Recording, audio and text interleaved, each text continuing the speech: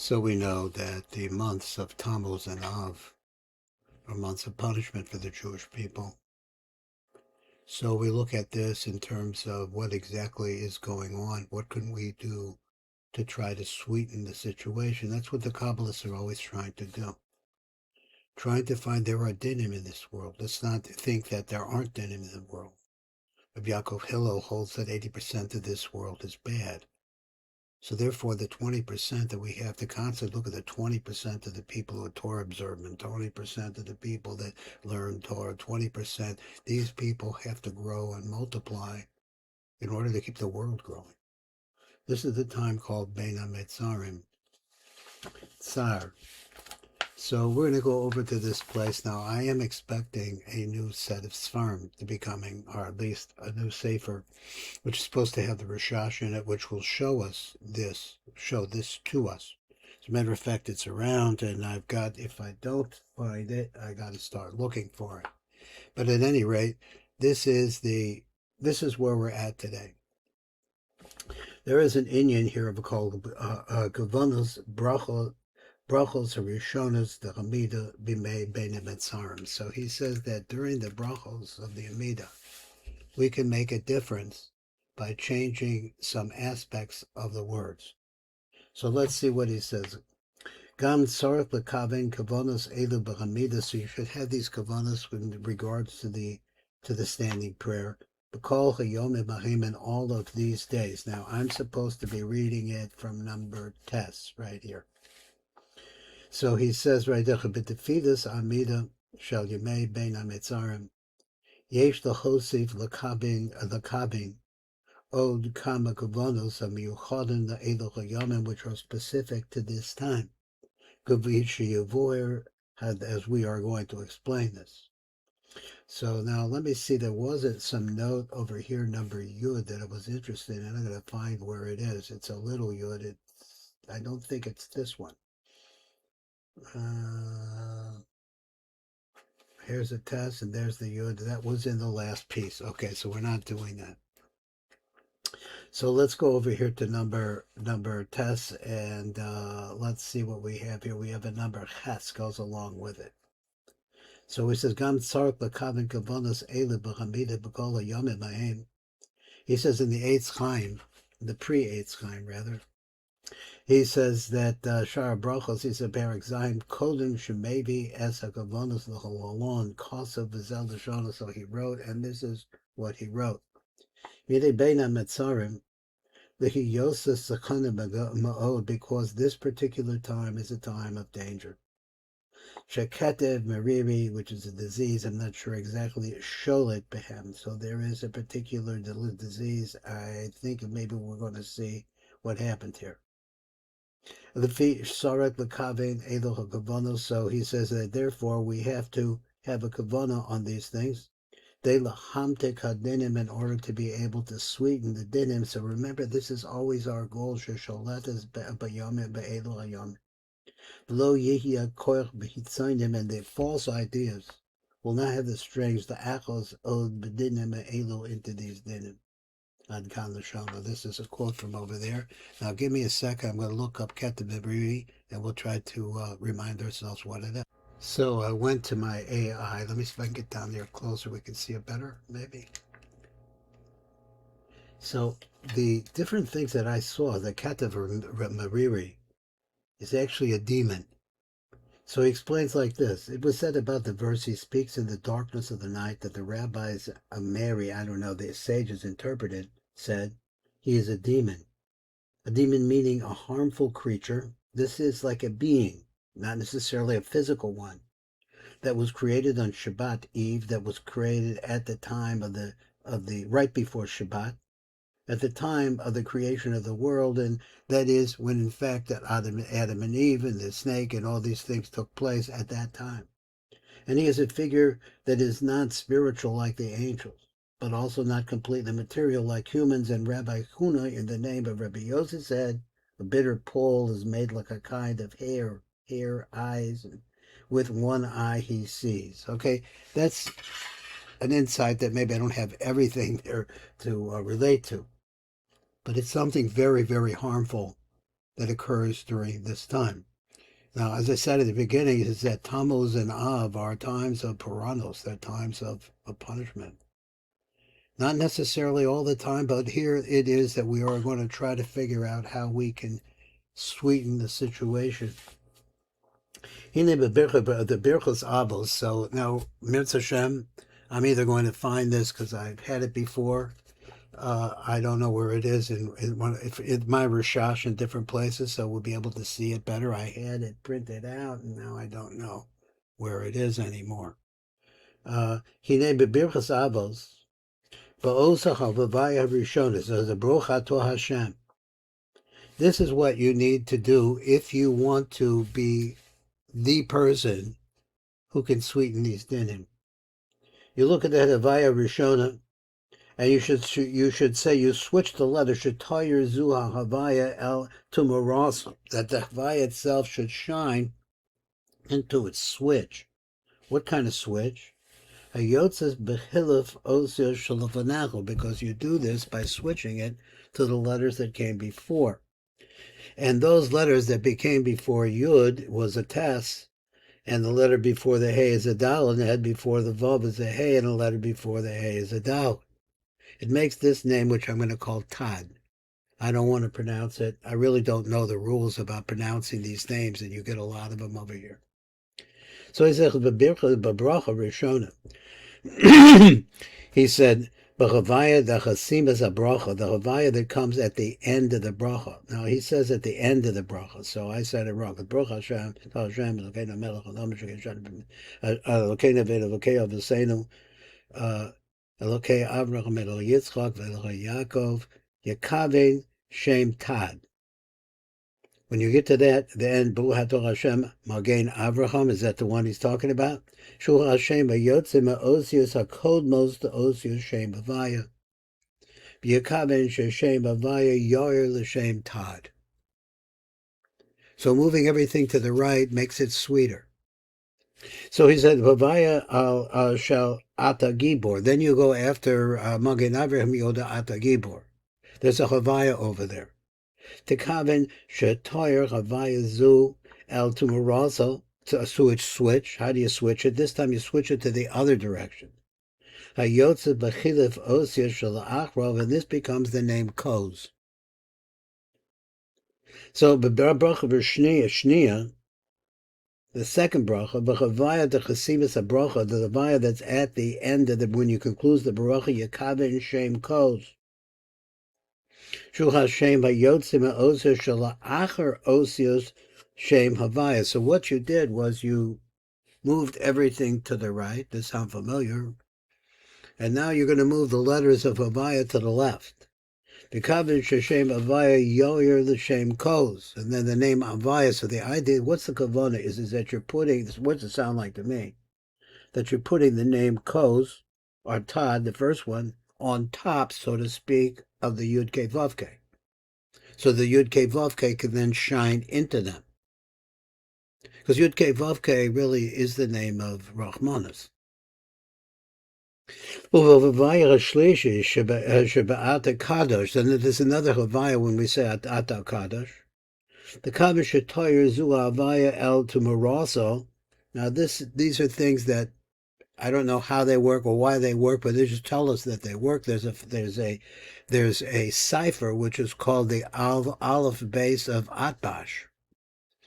So what is Atbash? You change the Aleph to a Tov. Wherever you see an Aleph, you change it to a Tov, and you take a bit. What did it say? The next letter is a Bet, and you switch it to the second to the last letter, which is Shin. Vihi Matz, and this name Matz. Matz is actually, okay, so we'll see. It really refers to the transition from the highest world, the worlds of really close to just impenetrable nothingness, to this name. So he said, "Bebracha shalish is bechavaya the chasimas abracha." When you get to the vaya, the seam of the chavracha, the kaven shem matz, you should then have this kavana. Shu Hashem hayotzim mechilif osias avaya ba'atbash. So you use this cipher. Now, again, he just tells us the menu. This is the menu. This is what to do. To understand what Atbash, why did they do this? What do you need to do this? You're actually hiding the Chavaya inside of an Atbash. That's what he said before. So he said, "V'yikaven sheshem bavai yoyer l'shem matz."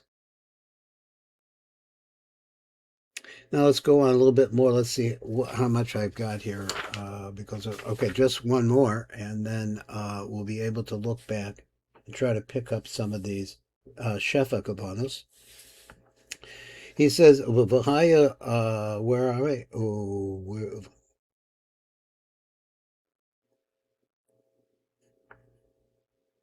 Okay.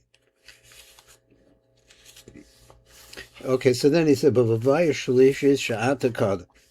Okay, I already did this. I'll do it again. Well, let's go down to Yud Gimel. V'hinei shlosha shemos and Nizkarim, which are Tad, Koz, and Matz. Hein begematria Shin. They come to the gematria of 360. So does that feel sound familiar? Well, wait a minute. What's the circumference of the Earth? What's the circumference of a circle? Well, he says Hein begematria Shin. Ima koilo. You have to add the kola, the 309, and you have to add a kolol onto it. Now, that's another technique that is used all the time by the ARI. And it's not like pulling a rabbit out of a hat. There's something here. I just don't know. I don't know why you can apply a kolel sometimes in order to make everything fit. I guess you say you could always do that. Because the kolel represents the pedimus. It represents its origin. So sometimes you don't need the origin because it's a perfect fit. But then on the other hand, sometimes you do. And you see sometimes there's a series of words when he takes the kolel of each one. This is there 5 letters, and he takes the kolel of it and adds 5 onto the gematria. So my thinking about this is that this is really part of a technique where something is being accomplished here, just beyond me. So he said the matz. Gematria Shin Yud Nud, which is 360, the circumference of a circle of Im HaKolol if you add the root. So Shloshas Hashemas in Tazkarim, which are Tad and Koz, or Matz, Olim Yachda Begematria Shin. So they wind up going up and they come to the number 360. Had to ask the Kolel in there. Because of Zeh, Kahakdama, he said this, what we're writing here, the Kavanas, the Lahalon, is really like Hakdamatis and Kavanas that we're going to see later on. Now, where these Kavanas are, or how these Kavanas go, okay, we'll see how it goes. So let's come back and let's finish up here with a couple of things.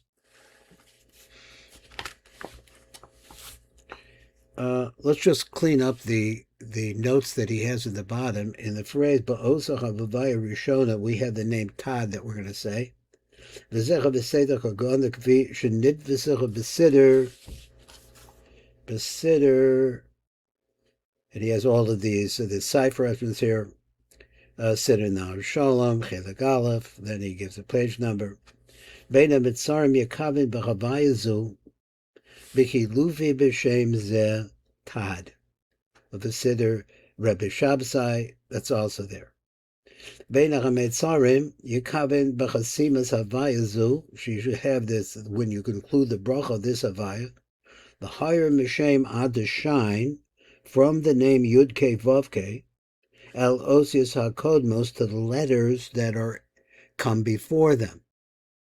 Now this is a big secret that I don't understand about the sequence of the letters. He says they're related.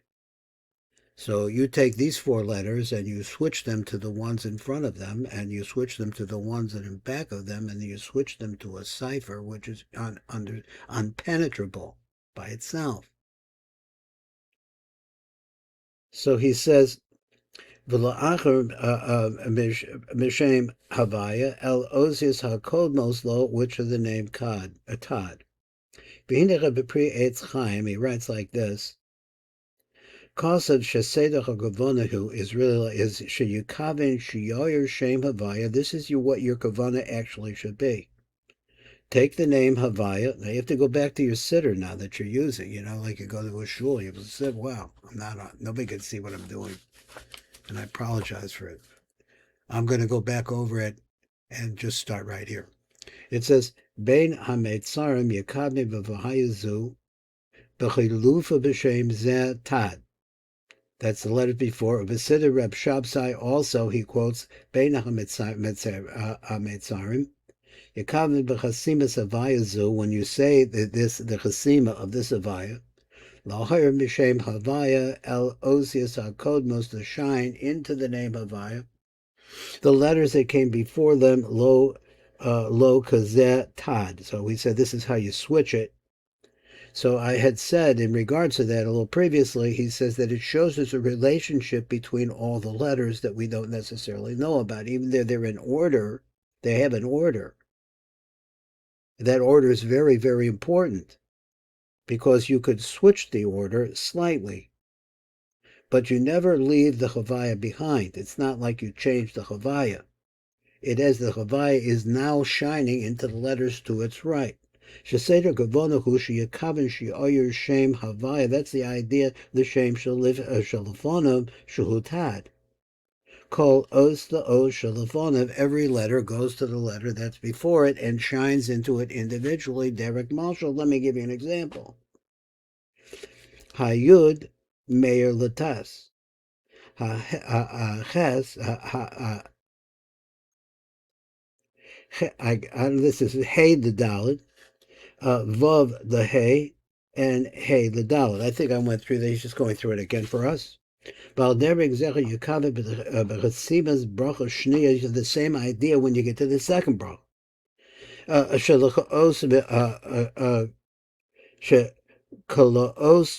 Mishem Havaya, you take a letter from the name Havaya. He's saying it's not just the name Havaya shining over there, it's actually the individual letters go from one to the next. Then you shine it into the letter. So the Yud is going to shine into the letter that comes after Yud, which is Kaf. It's the same thing. Akem besidurim lo matzinu shesidru as seder hagavona kach, but we see in the siddur it doesn't really look like this. Number Yud Aleph, but v'vayu shel ata gibor tekaven. What's that? V'zeh seder hagavona kafiv shenidvasecha b'siddur hanidvas. So he said it would be the Havaya, the Yud will shine into the Kaf, and the He will shine into the Vav, and all of that, he says, will shine into them. So understand the panemius of this, the idea of this. This is that the panemius, which is Rachmanas, which is exactly what we want, should shine into the lights on the left. And the lights on the left are the lights of punishment. So the idea is definitely a sweetening there. Of a siddur, Reb Shabsai, he says, Bein HAMEITZARIM Yakaven B'Chasimas Havayazu, like this. So he's just quoting it, is Koz again. Min Havayazu, from this Havaya, L'Hoyer El Osius Acherim Acharayim, so the los that are behind it, Lahem Kazeh Koz, Lahem Tikun. What's the reason for that? So we want to shine into it, sweeten it. Now the first one, if you're using that reasoning, I'm thinking that the first one, which is chesed, which is really a chesed, right, which is tad, moving everything to the right. The right is the side of chesed. So you're shining the Yud-Kei Vav-Kei into that. You're fortifying it with that. And also the idea of Rachmanis, we have to remember, is Rachmanis is a mixture, really. It's not pure chesed. Rachmani is mercy. Mercy is a mixture of the Gevurah, which is present and happening with chesed. And so therefore it always has a little bit of chesed in it. I didn't say that right, but I had a thought and I lost it. You should have this kavana. This is the Seder Kavana, Kafi, the Kavanas, Shenidvasu, excuse me, it's way down here. Shenidvasu, Besider, Nidfas, so the Nidfas is the actual published work of the Rishash. Siddur Nar Shalom Chelik Aleph Amud 671. Bein HAMEITZARIM Havaya Matz. Siddur Rab Shabsai, who is Ashkenaz, I think. I try to let me look it up and see if I can find him. Bein HAMEITZARIM Yekaveh B'Havayazu B'Chasimasa. When you say the name Yud Ke Vav Ke, each one of those individual letters, Lohoyer El Chiluf Havaya Matz, until you use that atbach that it comes to matz. Okay, that's what we've got this time. This is Baruch Fleischman. We're going to get into more, and God willing, there's probably something in the back of this safer. I'm so lost. Anyway, I'm trying my best. Don't forget that if I'm in Boca Raton, Florida, so if you're 2 o'clock here in Boca is the time you could say Tikkun Chatzos during the daytime. Baruch Fleischman, your Saba here at the Tikkun Elevator Kollel.